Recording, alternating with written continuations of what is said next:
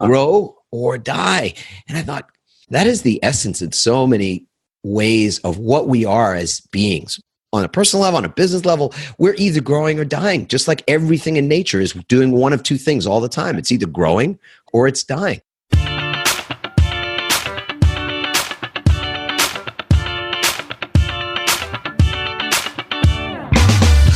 Hey y'all, welcome to Selling with Social, the podcast that helps marketers increase marketing qualified leads, sales reps to shatter sales results, and sales leaders to grow as leaders.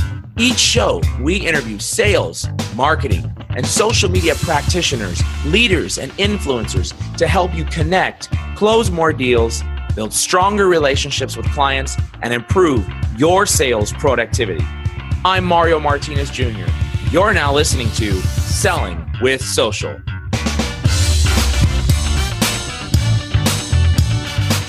This podcast is brought to you by SAP Sales Cloud, the solution that enables your sales team to be more efficient, effective, and intelligent. With modern CRM, sales as you know it is about to change. Sell more with SAP Sales Cloud by visiting callidus.com/Vengreso. That's CALLIDUS cloud.com/VENGRESO. And now to this episode of Selling with Social. Mr. Adam Markel, I am Superman excited. No, not Superman. I am super excited to be here with you on today's podcast episode, Selling with Social. I've got the great Adam Markel with me, my friend, and also very well-known author, attorney, international speaker, and transformational leader. Adam, welcome to the show, my friend. Mario, thank you for having me. What a pleasure. And I love your energy too. Gosh. Man, thank you so much. Contagious. It's a lot of fun here on the Selling with Social podcast, as you know. I know you've been a longtime fan of the show. And man, I got to tell you, it's been a lot to get you coordinated, to get you settled down in one spot, because you're never in one spot. But I do have the great Adam Markel in person, live on the show here, everyone. And for those of you that don't know Adam, actually, he's got a really amazing, interesting background. I'm going to let you talk about it, Adam. But to go from, well, first off, you actually started your own successful commercial real estate investment firm, and then you went to law school, and you were founded a multi-million-dollar law firm. And you went from that to now transformational international speaker, where everybody looks to you from a growth leadership perspective. I just, the worlds are, to me, so polar opposite, but amazing story, man. They are very different worlds for sure, brother. I mean, almost 180 degree different, actually. I would argue that it is 180 degree. So do me a favor. We've got sales leaders, sales folks, marketing leaders, sales enablement, business owners, everybody listening right now. Tell us a little bit about your background. Of course, I talked about you, but it'd be great to just give a little bit about your background. Well, it's interesting because, well, you indicated that I was an attorney. I was actually a practicing attorney in New York and New Jersey, and a firm in both states for about 18 years. And that was not my first career. I think one of the most interesting things when I'm both working with people or consulting in any form, I find that lots of people are in their third, fourth, fifth, sixth career, or pivot as we like to call it. And for me, I started out, I got out of high school and went to college and didn't know what I was going to do, like a lot of folks. And actually my first job, and this is something most people don't know about me, I don't really share this often, I was a junior high school English teacher for a couple of years. So I taught middle school English. We're talking about 7th and 8th grade. So the 7th graders were fun because they were still like babies. I mean, you could still mold and shape intimidate them. I'm just going to call it for what it was. They were still little kids, and they were sweet. And when you said something, they sort of knew you meant it, and they were a little scared and all that. But 8th graders, there's something about 8th grade that just literally turns them into animals. It's literally Lord of the Flies. So I don't know, it's the hormones or whatever the heck is going on with them. But that experience, I've never been in the military. the utmost respect for people that serve in the military. And I'm not by saying this comparing it, but I'm making the joke to say that eighth graders, an eighth grade class, or I had 5 classes with 30 plus kids in each, that was like a militarized zone. That was literally, it was a hostile environment. In fact, kids are great because they will tell you exactly what they think, unlike adults who, will attempt to be politically correct or polite anyway. But kids will, if you suck, kids will tell you suck. And they will do it in a variety of different ways. So that was my real training ground, if you will, in terms of standing in front of a hostile audience and trying to convey some valuable information. That's something most people don't know about. I think it's that 8th grade year where they turn into, they know everything. That age right there is they know everything. They do. I had a lot of fun with that group, but I was a kid myself. I mean, that's the honest truth about it. I was 23 or 24 years old. So I was a baby myself. So they probably taught me more than I taught them, actually. That's funny. So you told us something that nobody would know about you by looking at your social profiles, which is you said English teacher or what? English. Well, they called it language arts at the time. Language arts. Yeah.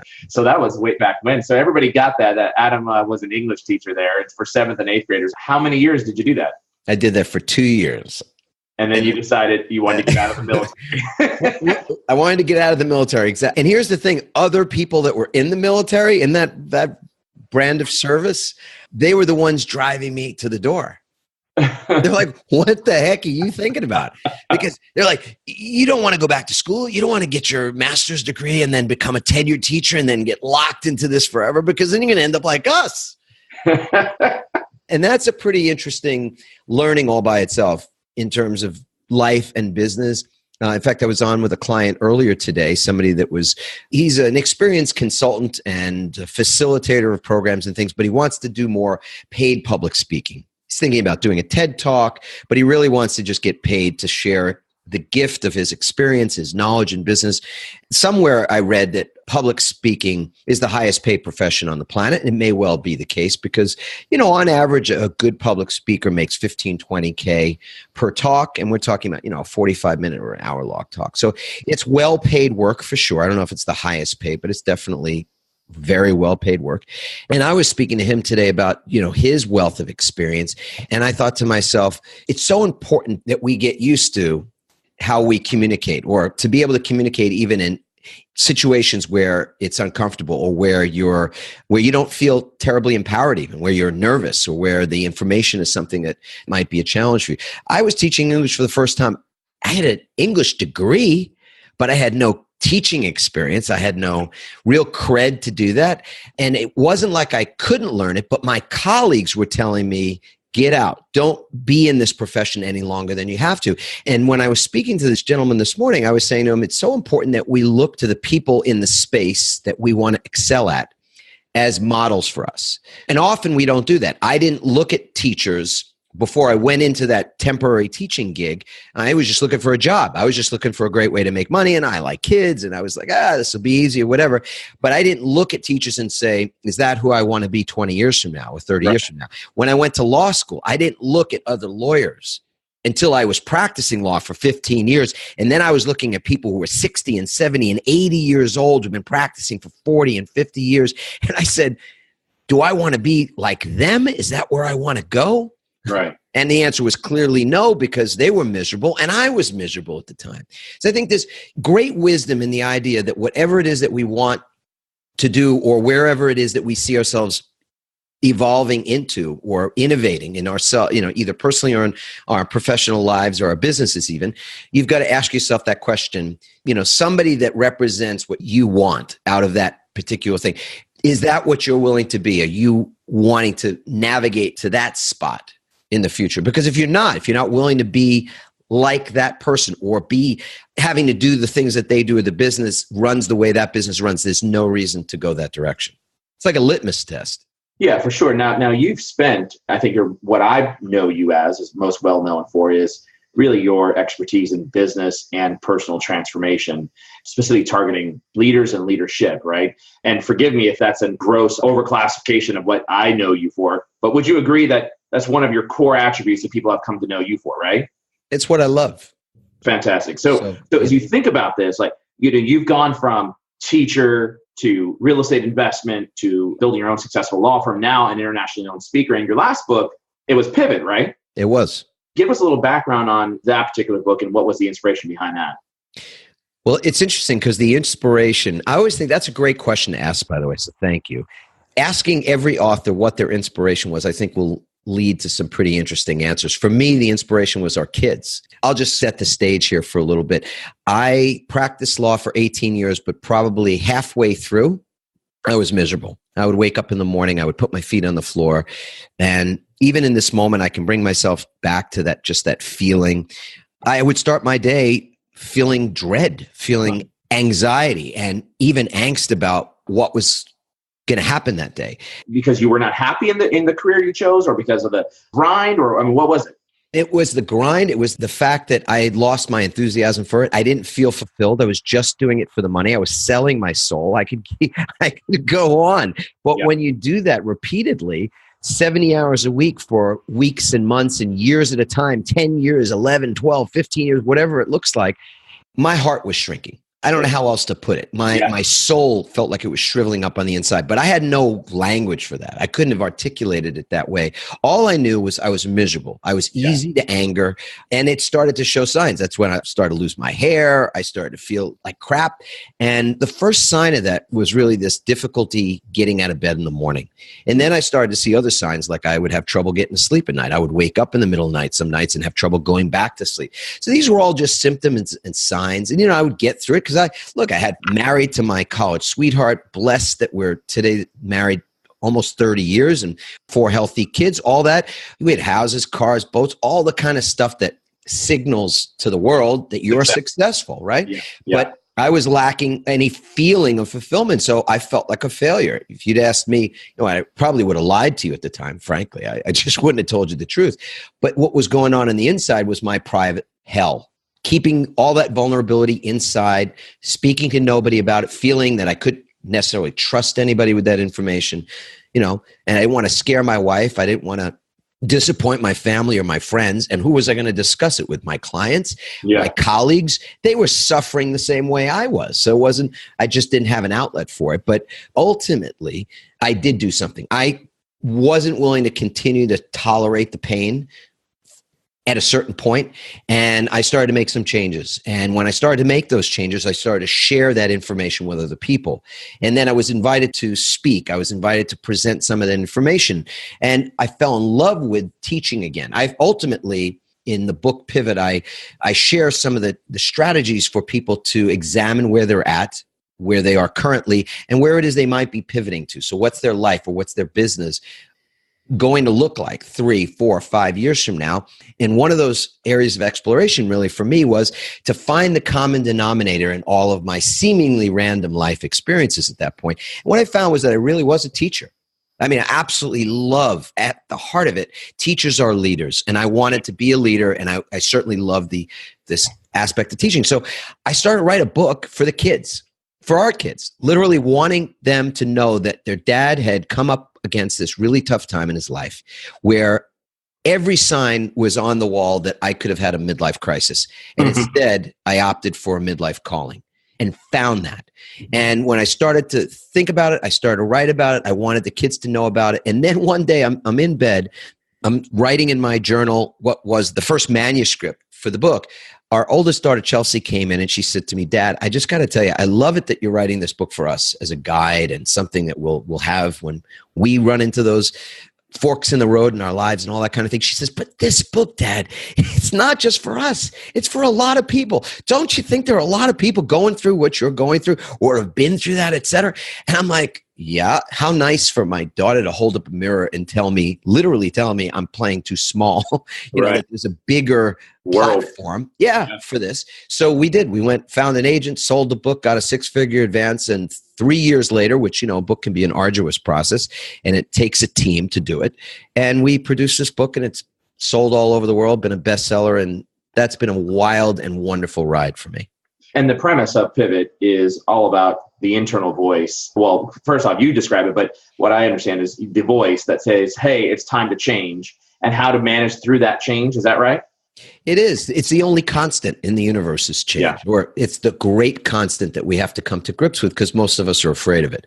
Yeah, absolutely. First off, I want to come back to what you said about teachers, right? So I know you meant teachers are leaders. This is just my own personal perspective. I mean, like anybody who's a teacher, the fact that teachers are the most underpaid, yet the most important professional in helping to steer our children in their life. It's mind-boggling that teachers are so underpaid in the work that they do, and the fact that we're putting 30 freaking kids into their classroom and they're watching them for 6, 7, 8 hours out of the day. It's mind-boggling. So I want to reiterate, I'm probably going to use that as a tweet here or something like that. Teachers are leaders, and I cannot understate that. You talked about this midlife crisis, and you talked about midlife crisis versus a midlife calling and turning it into a midlife calling. And I think it's interesting because really, if you think about this, there's a lot of folks, and I believe in the world of sales, most sales leadership. So I have a 21-year history, and most sales leaders that you'll find are really that age 40 and above, right? So we grew up in sales and we're made it to the vice president level status, and you're 40 and above. That's the swap. Now there's give or take, plus or minus, so some years or whatnot.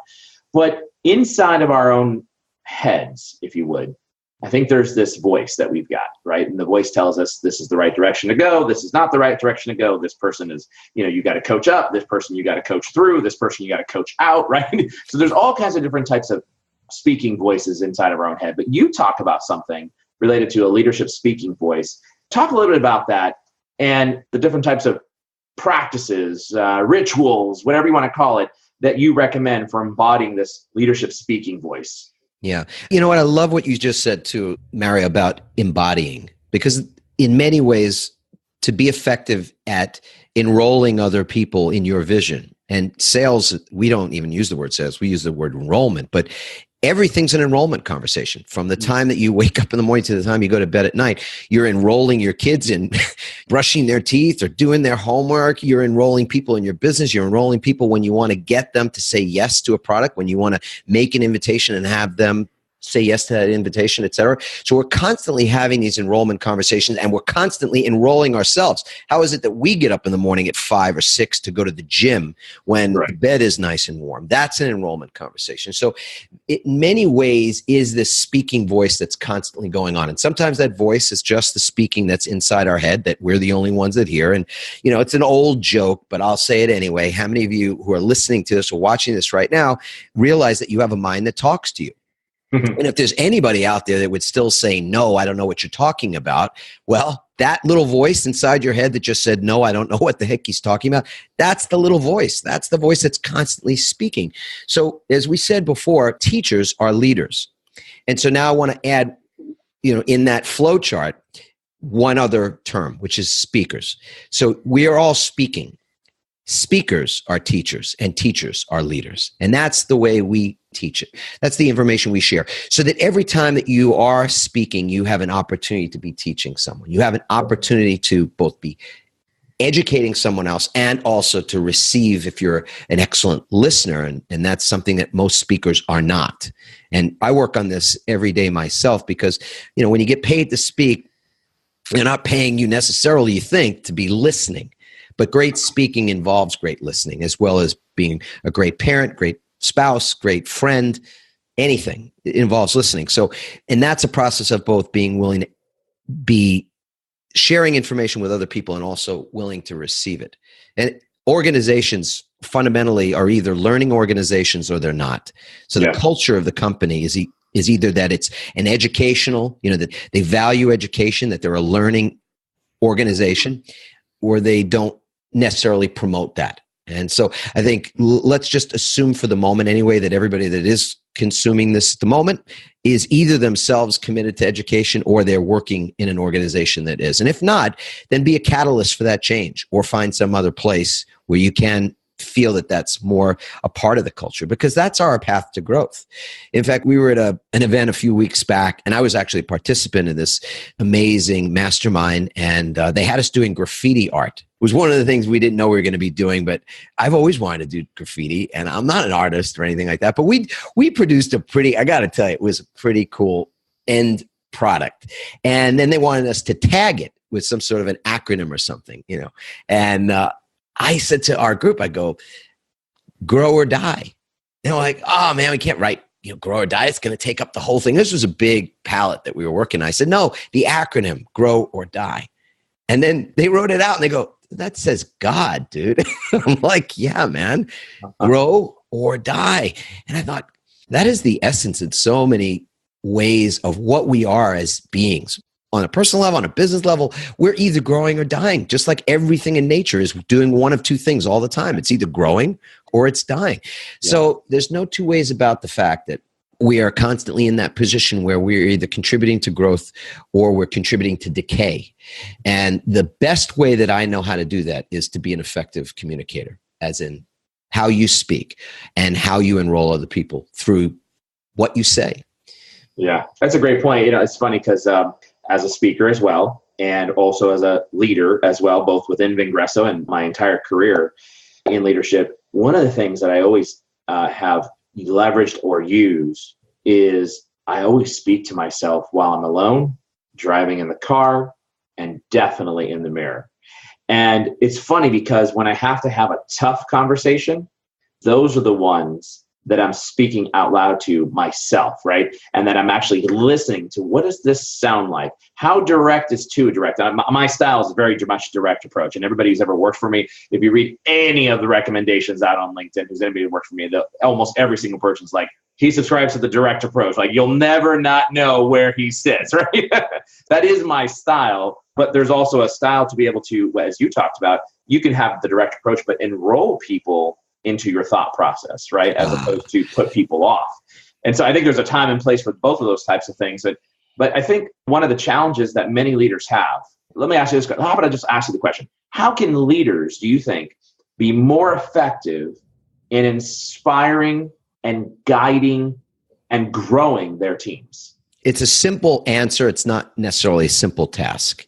And that is from the standpoint of when we train speakers, we train public speakers, we train mid-level managers on up to the CEOs, stakeholders in companies to be more effective at enrollment. I mean, one of the great examples of somebody that was a master of enrollment was somebody that you wouldn't have expected that from, which was Steve Jobs. I mean, you'd say a lot of things about Steve, master marketer and everything else, and his genius zone was really in being able to hold this massive vision. But what was unexpected, I think, of him was that he would be a master communicator to the degree that he was. The visionary was also able to speak that vision so that the world knew it. I mean, he was responsible for those massive, when he introduced a new product and had that product launch and stood on that stage and spoke, people listened. They didn't just listen, they paid attention and then they acted.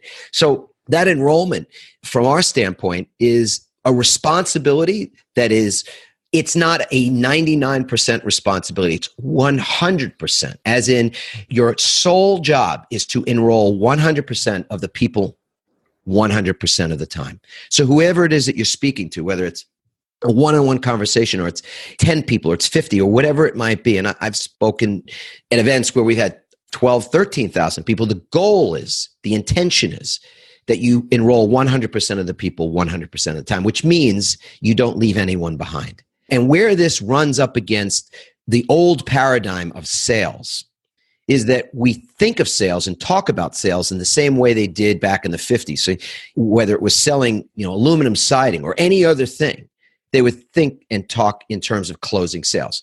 And I'm not going to say you have to stop using that terminology. I just want people that are listening to this to be aware that it is old terminology. It's old paradigm. And to clarify, the term you're talking about is old. The old paradigm is the word sales? No, it's this idea that your goal is to close someone, to close. Got it. Okay.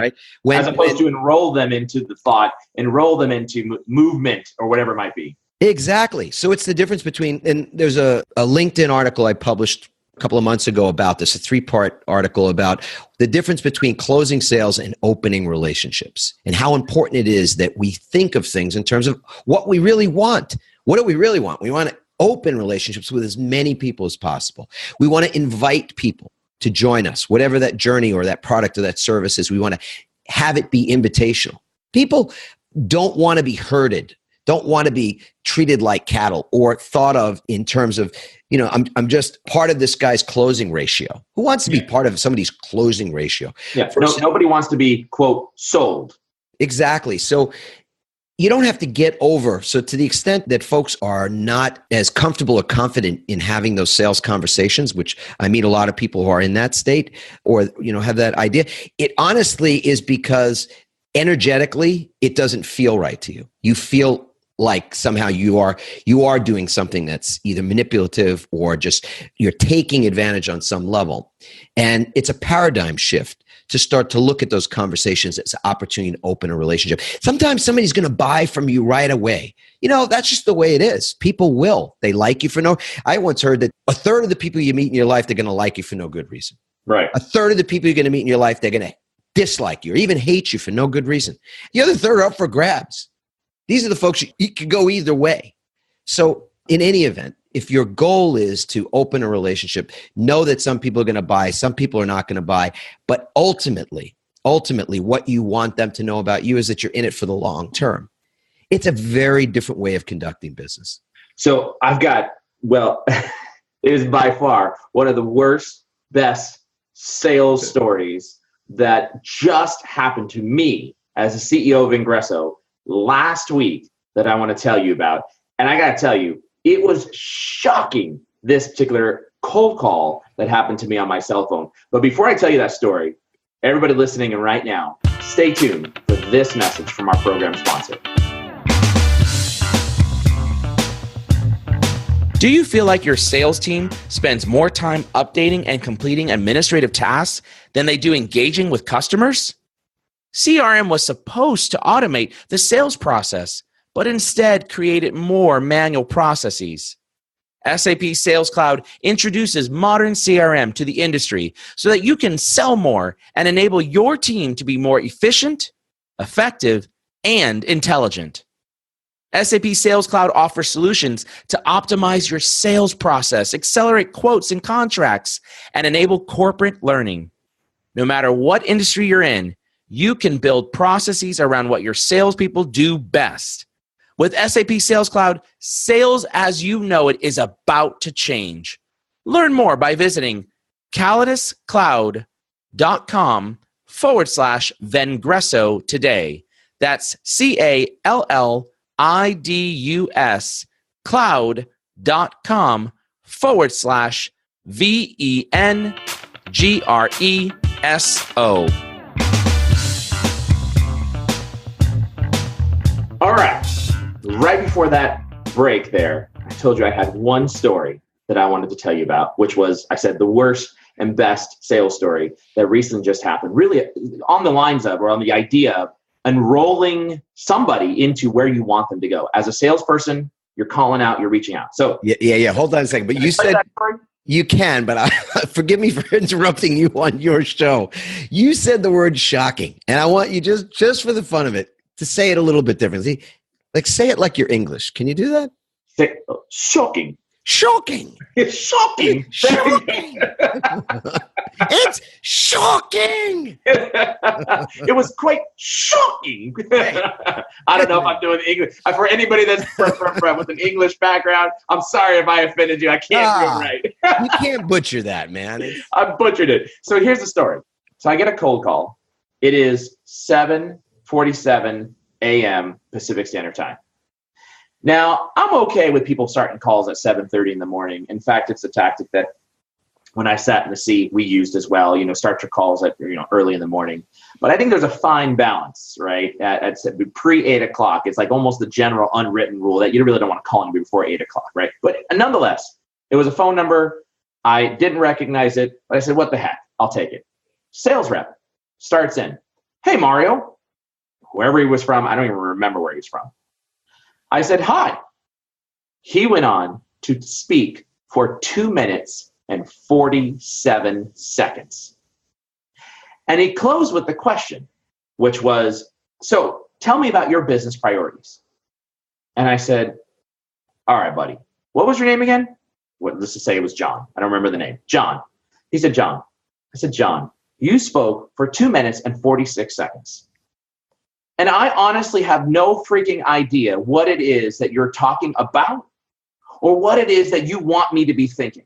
Now, if you did any research, you would have researched that I am the CEO of Vengreso, a digital sales training company. We help salespeople like you create more conversations with more qualified buyers. That's what we do through digital prospecting. And I'm all about creating more conversations, including reaching out and calling me, right, through a cold call. Like, that's okay. But you didn't warm this up. Like, I don't know who you are. You could have followed me. You could have connected with me. You could have engaged on my post. You could have at Mario mentioned me on Twitter, on LinkedIn, on YouTube, whatever. You could have found me somewhere. But now you ask me a question about my business priorities. What if I told you I'm looking for an outsourced CFO? I'm looking for how we're going to go coming to the next level in terms of growth and development, where we're going to find our next set of partners from. Does that mean you can help me with that? And he was like, well, I'm just trying to have a conversation. I would think that you have some business priorities, don't you? And as soon as he said that, he missed the mark of not enrolling me into this conversation, right? Now I don't even know what he was trying to sell. I swear to God, I don't even remember what he was trying to sell. But what I do know is I had no idea what it was that he wanted me to get out of it. And I certainly was going to talk about my priorities as a CEO that are way and above outside of the realm of products or services that he had, which was a technology piece of software, right? And when he said, well, I'm asking about your business priorities, don't you have any of those? I was like, you little...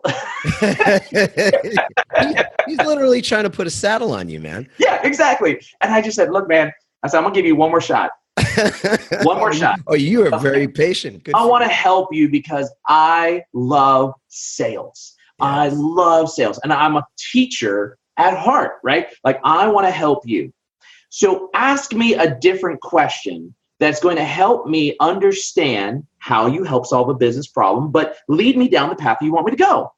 And he was like, so you can't tell me what kind of business problems you have? And I said, you lost me. Goodbye. Hung up. And then he had the audacity to call me back. And he says, Mario, I think we got disconnected somehow, some way. And because I picked up the phone again, I saw the same number. Yeah. And I said, no, you idiot. I call him an idiot. I said, no, I hung up on you because you refuse to take counsel and you refuse to listen to advice from someone that is trying to help you. Goodbye. And so like, you think about this concept that I just gave you, this example.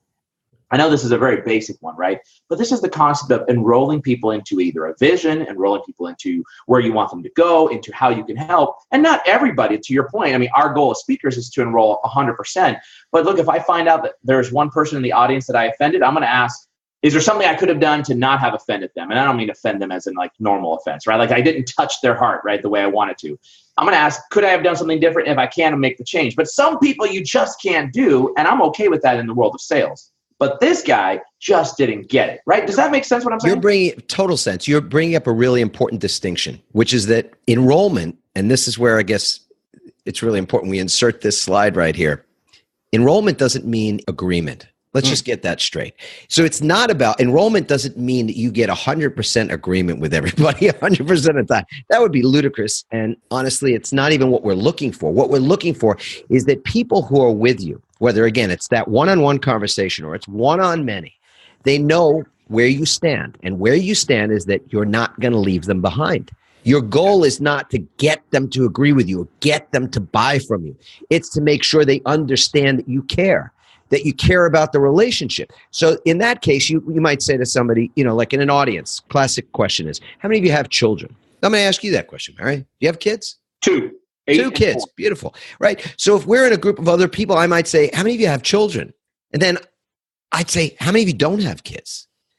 Because the idea is that it's 100% enrollment, which means you find the common ground for all of us. How many of you agree with what I said? Thank you. Fantastic. How many of you don't agree? Wonderful. Thank you for that. Thank you for your honesty.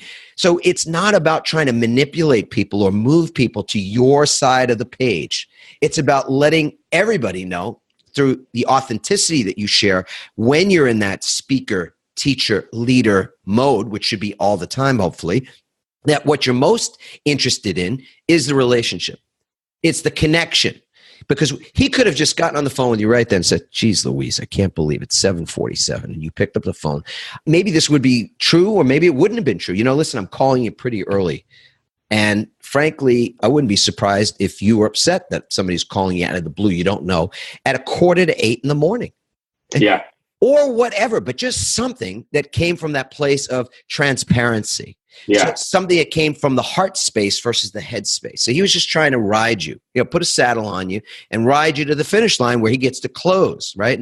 But he's sounded like he's calling you at 7:45 in the morning cold. He's probably early in the cycle of his own education. Yeah, absolutely. And this is how he's cutting his teeth. But the problem is he's going to hear no a lot, and he's going to get hung up on a lot. And, I think this goes back to and I'd love to get your opinion on this in terms of what separates good leaders from highly effective, high-performing leaders, right? And in this case, I only know the guy from a 2-minute, whatever it was, a 3-minute long conversation, right? After which 2 minutes and 46 seconds, I listened to him just spew out products and features and technology and all the other stuff that made no sense to me because I didn't even know if it applied to me. I think there's a lot that goes behind what makes someone good to what makes someone really great, right? And the high performing leaders. And in this case, the moment that this rep heard me say, look, I love sales and I'm a sales trainer and I want to help every single person get better. The moment that he heard that, I would have twisted around and be like, man, Mario, fantastic. Thank you so much for that feedback. Honestly, I'd love your advice. This is what I currently say. How would you answer? Or how would you suggest something different? Because now you're enrolling me into this process. I'm going to walk down. I'm going to listen to what you have to say. Exactly.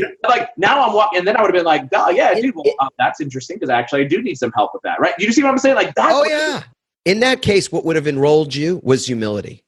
What would have enrolled you was his willingness to be an apprentice for a moment, to be a beginner and to allow himself to be coached. You brought up a really important question, I think, which is that what is the difference between a good leader and a highly effective one? And there's no question about it. To me, it is the quality of your communication. That's what determines it. So when we talk about the importance of your speaking voice, the way it is that you cascade messages, how you create those messages and how you redundantly cascade those messages to the people that you're working with, the people you're leading, that's what determines whether or not people will understand where you're coming from and want and buy in and then therefore be willing to follow. To the extent that you're ineffective at doing that, any of us are ineffective at doing that, that's when people are unsure, they're not bought in, they gossip, they don't know what to do, they're confused, they have I'm not clear, etc. That's the responsibility of the leader, for sure.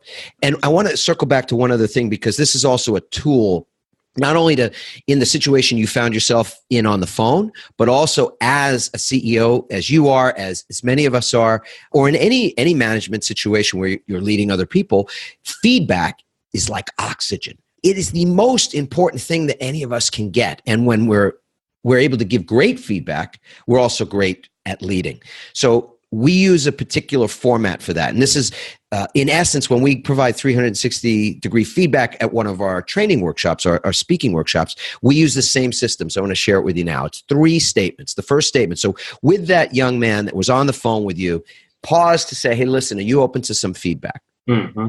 Guy says yes. Now, as soon as you hear that, generally speaking, based on how we were all raised, I'll ask you, Mario.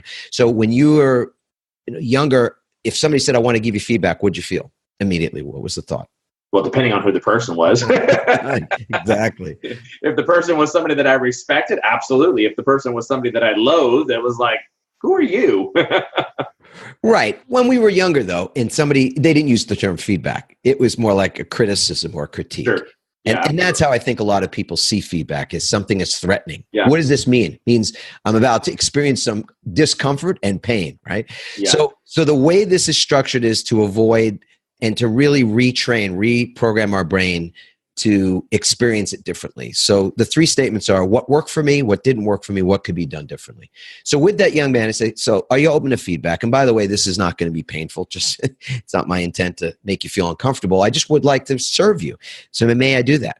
He says, yeah, absolutely. Great. So here's what worked for me. What worked for me is, and whatever it was that worked for him, maybe it was his enthusiasm. Maybe he said a couple of intelligent things in the 2 minutes and 47 seconds where he didn't shut up. Whatever it was, but you find something to say, this is what worked for me. What didn't work for me was, hey, you called me at 7:45, And then you proceed to talk for 2.5 minutes without a breath. I mean, you look at it and hang, I mean, so what didn't work for me was, and that's the essence of the constructive part of your feedback. And then what could be done differently is, and then whatever that would have looked like. And what's amazing, we've used that in so many different contexts and scenarios, including people that owe us money. It's like, somebody owes you money. It's a hard conversation to have. You're going to discipline someone or hold someone accountable for not doing what they said they're going to do inside your organization or somewhere else. That's a difficult conversation. Accountability is always tough because it feels like judgment. Nobody wants to be judged. Nobody wants to be the one judging others, right? Yeah. But when it comes from love, when the feedback is rooted in love or rooted in service, it comes across entirely different. And then what response you get is, my God, thank you so much. Because you're giving them a roadmap for how they can do it better. So it's just one of those things that in terms of that question about what separates a good leader from a highly effective leader, how you give feedback is one of those things. How you, as we said first, how you speak, how you communicate clearly is the most important by far. Yeah. And it's interesting, Adam, anybody on my team today, even currently, and those in the past, that they come to know who I am as an individual. And usually come to know that it's everything that I do is out of the place of love and from the heart, right? Like I'm truly passionate about the business. I'm truly passionate about people. And there's one quality that even though everybody's always said I'm a direct individual, there's one quality they've always said I'm a loyal individual. You're loyal to me, I'm loyal to you to the end, right? So like, but even my own style, like sometimes like even my kids and my wife are like, right? So I love what you said about the question, are you open to some feedback? Because if that person is, then they're going to be willing to listen. But if they're not, they may not be in the mood. They may not be in the right place. They may be in the right mindset. They may have just had a big fat argument with their significant other. They may have just gotten in a car accident. They may have gotten a ticket. You never know what's going on, right? And so at that moment in time, it's like, look, I don't want to hear anything right now, but I'll tell you what, I'll come back to you in a couple of days or in an hour or 2 hours, whatever it is, right? And that situation, you might have better response, I think, and tell me if I'm wrong, better response from the folks that you want to move or enroll into a movement, a change, something different, et cetera, right? Absolutely. I mean, and even the word feedback can have a charge to it. So another term that we sometimes use is, can I plus you? Would you be open to me plussing you? How you just did Pluss? Yeah, it's kind of a made up word, but plussing. And there's a great organization where I first learned this from called CEO Space, and they're based in Florida. And plussing is, not everybody's going to understand exactly what they mean. What do you mean by plussing? Well, it means what I want to do is give you some really positive and empowering feedback. Would that be okay? And then I usually tell them exactly how it's going to go. I'm going to tell you what worked for me, what didn't work for me, what could be done differently. But I never, ever, ever start with what didn't work for me or what's the issue. And this is that place where, just like you said, to lead from the heart is a very impactful thing. When I said the most important thing that a leader could do is to be an impeccable, a great communicator. Part of what helps you to become a great communicator is to learn how it is that you actually speak from your heart. And that doesn't mean that you want to be liked. It doesn't mean that you're the nice guy. It doesn't mean you always say everything to make everybody happy. That's not the idea at all. It's that you're actually coming from a place where, more than anything, you want to be of service to others. More than anything, what you want is for people to really get bought into the higher purpose for what it is that you're doing. What's the higher meaning? What's the greater why for the business that you're in, for the thing that you're selling, for the product or the service that you're talking about? If people can feel that, doesn't mean you have to like everybody or they have to like you or agree with you. It just means they're going to feel you. It's much more difficult to feel somebody's headspace. Yeah. And feel your heart space. So if where you're coming from is, look, I got to tell you, there's so many things that I love about what you do and how you do it. I'm going to list a couple of them. These things really, really work for me. You just filling them up, and not with BS either. I'm talking about genuinely what you respect and admire and all that kind of thing about them. And then you're going to shift and go into the most difficult part, which is authentically to say, and this did not work for me. This does not work for me. So I got a question for you. This is a live example from past leadership roles where the individual knows, like, you start, I loved your question. What worked for me? Well, here's what didn't work for me. And here's what can be done differently, right? So you start out, and if you develop this habit where you start talking about, hey, one of the things that I really love about what you do is blah, blah, blah. This is what I really thought was really amazing or awesome about this. And now you develop a pattern where your folks that work with you, for you, around you, whatever it might be, they know what your MO is. So you're going to build me up, standard leadership protocol, build me up. Now give me something to correct. And what ended up happening for me personally, in a specific example that I'm thinking of, is this individual did not listen anymore to what worked for me, right? Because they knew what was coming was what didn't work for me. All that they felt was the hurt and pain from what didn't work for me. And I think leaders get into that situation where I've been there, and it's like, I love it when people are like, oh, this will work for me, but let me give you something that didn't work for me. I'm ready to listen. I don't think not everybody is ready to listen. At some point, I believe there are some people who are just so sensitive, they're not open to suggestions for change. And no matter how you tee it up, in terms of here's the good, here's the great, here's the amazing, here's what you did well, and here's something that didn't work well for me. All they hear is, oh my God, they came to me and told me all about the things I didn't do right. Am I wrong? Or what do you think? You're so dead on. And this is a bigger conversation around who it is that's, on the bus and on the field of play and all that kind of thing. Because as Simon Sinek said, people don't buy what you do, they buy why you do it. And it's the same thing in the context of the organization, the talent, how to attract and keep the talent. They buy why. That's what they buy, more than what or how. And so the reason I say that is because context is king. Content isn't the deal here. It's the context. So a leader that is using a feedback system like the one I've just shared with you in a silo doesn't work, because then people figure it out and they go, okay. Guy's now pumping me up with all this stuff and he's about to hit me with a 2x4, right?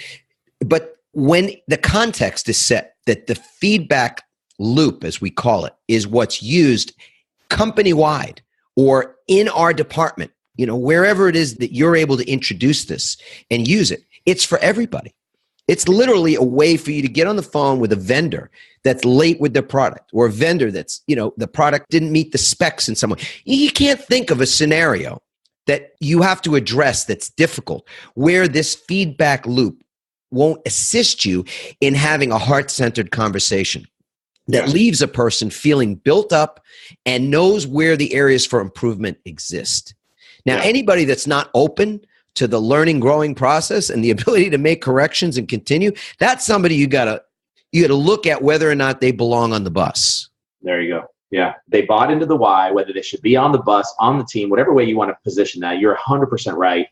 I think if you're doing all the right things and there's still somebody who's doing the backbiting, who's going around and being the poison or the cancer on the team, right? They're talking to everybody and saying, this isn't working and this is why I don't like this particular leader. That person, likely, you got to try to win them over. But if you can't win them over, you don't have to try to win them over, I think. If they're the right person that can do the job, that isn't going to cause cancer, then you want to try to win them over, right? But if they're not, to your point, should they even be on the bus? And sometimes you got to get rid of them, right? Your thoughts on that? It's the most difficult thing in business, as far as I'm concerned, is how it is that you attract the right people and keep the right people. And when folks self-select out, that's usually a good thing. But that also is something that you have to look at, because an organization that is, from a culture standpoint, driven by purpose. So I was just looking a little earlier today at some companies that are utilizing the Holacracy organizational structure. And while I don't completely buy into that, what I love about Holacracy is the fact that the governing principle and even the governance of the governing principle is all about purpose. Everything is purpose driven. So from an individual, a departmental, overall organizational level, everybody's got their oars in the water, rowing in the same direction, and that direction, the destination, is the purpose. And so when people are that purpose driven, and it is cascading, where it's in every nook and cranny, every crevice of a company, you're going to find that people that are bought into that purpose, or I should say people who are not bought into that purpose, weed themselves out. Yep. And they're also just sort of like, you remember from Sesame Street, there was that part where I'm an awful singer, right? Which one of these things just doesn't belong, right? There was like 4 things, and even as like a 4-year-old, you looked at it and go, oh, that thing doesn't belong, right? That's not in, and that's the key. You know, and everybody's sort of following the Pied Piper. Yeah. All singing the tune of the purpose, singing the tune of the purpose, singing the tune of the context, like authentic communication, heart-centered communication, giving feedback and not being shy about giving feedback, seeking to open relationships versus manipulating people or somehow taking advantage.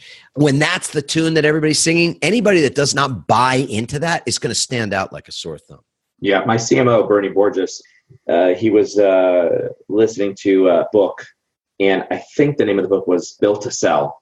I could be wrong, and I cannot remember who the author is, but one of the things inside that was, as you build an organization, especially a startup company, one of the things that you need to assess, or the thing you need to assess first, is who is on the bus, and is that the right person to be on the team or on the bus with you? Do you have the right player? Because if you've got the right who, then I think to what you just talked about, which is, what worked for me, what didn't work for me, what could be done differently, that conversation will generally always go the right direction if you've got the right who. For sure. In fact, it's one of the greatest conversations. You try it out. Send me an email. Let me know how it works. But it's one of the greatest conversations once you get past that whole idea of, oh, this is going to suck. I got to tell this guy, he missed his KPI or whatever you got to tell him, Yeah, I'm with you. Now, I want to talk. There's one last question that I want to talk about. And this is a great podcast and it's great discussion here. And this is the difference between speaking from your expertise and knowledge as a leader versus speaking from your heart and your experience. And you kind of touched on this for a second, but what is that difference between speaking from your expertise and knowledge versus speaking from your heart and your experience? It's about intention. That's all it is. Yeah. This is the intention. If your intention is to connect, if your intention is to open a relationship or open someone else's heart or to be vulnerable so that the connection could be that much more real, that's speaking from the heart. It doesn't mean you abandon reason, doesn't mean you abandon what your thinking is or what experience would have taught you or the knowledge that you gained from your education. No, it's not that at all. It's the intent behind why you're opening your mouth and what's coming out of it. Yeah, I love that because in past roles and lives and duties and responsibilities, we've had many of sales managers or directors or even sales reps have struggles with their current manager, right? And one of the questions I always go back to is, do you think that person means you any ill will? Are they intentionally trying to hurt you? Do you think they're trying to manage you off the team, as an example? Right. And in most cases, most of the time, the answer is like, no, I don't think they're intentionally trying to do that. Right. I don't think that they're intentionally trying to get me off the team. It's like, all right, if you understand that piece and you're agreeable to that, now find what it is that needs to change. You understand what I'm saying? I do. To your point, if you know that person's heart and you know that person means well, and you know that person maybe is overly passionate, overly, exuberant, whatever the case might be, maybe too direct as an example, whatever the case might be, look and see, do they come from a good place? Is it from the heart? And if that's the case, now what can you glean and what can you learn? How can you grow as a professional? Indeed. I have nothing to add there. I agree with you. There you go. I love it. This has been a fantastic conversation. And for anybody that's listening in, man, first off, the book, the latest one is Pivot, right? The Art and Science of Reinventing Your Career and Life. There you go. So we're going to put a link into the show notes here. But Adam, if somebody wants to connect with you, if they heard you on the show here on Selling with Social, what's the best way to connect with you? Is it through Twitter? Is it through LinkedIn, Facebook? What's the best way? I mean, it's all of the above. Obviously, we know we can find people in so many ways. LinkedIn's a great way. You can always send me a message. Our website is adammarkel.com. And you can get our podcast, which I would love to have you as a guest on our show. We haven't done that yet, so I'd love to do that, Mario. Make that invitation to you. There's so many ways to find out about people if you're interested. I hope people are interested both in the book and in other opportunities to connect. We do a lot of public speaking for organizations, so folks that have organizations, happy to get that introduction as well. Fantastic. So here's what I want you all to do listening in right now. You'll go to the show notes here on Vengreso.com and look for the show with Adam Markel, the great Adam Markel. Look for his link back to the website, which is adammarkel.com. That's right. You got it. And it's in the show notes as well. And if you connect with him, make sure you tell him that you've heard him on Selling with Social. For all of you tuning in, stay tuned for this important message right now. Thanks so much for joining me on that episode of Selling with Social. I hope you found as much value in that episode as I did. Here's what I want you to do next. Please go to www.vengreso.com That's VENGRESO.com.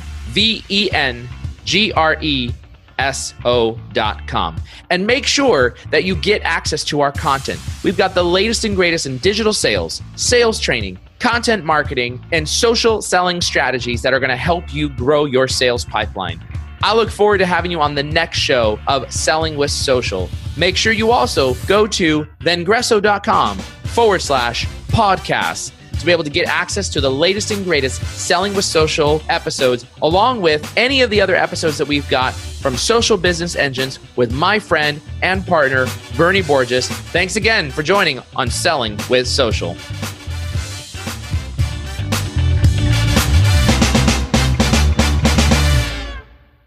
This podcast was brought to you by SAP Sales Cloud. Here's what I want you to do right now. Learn more about SAP Sales Cloud by visiting calliduscloud.com/Vengreso. That's CALLIDUS cloud.com/VENGRESO.